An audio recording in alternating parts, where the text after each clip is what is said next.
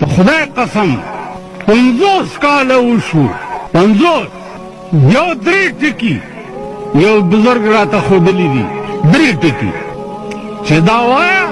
هیڅ مشکل به دې مخې ته نه راځي هیڅ مشکل او دا 3 ټکي کوم یو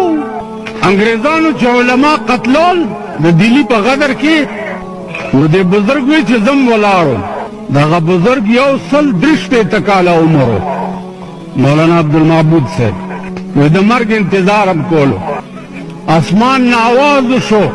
چې حسبي ربي مربي ووایئ چې تاسو ته نجات وشي و چې دا ټکی مو ویلو څه وخت کې انګریزان لاړه او موږ پاتې شو هغې له مې دا 1500 تسبیح ساتلي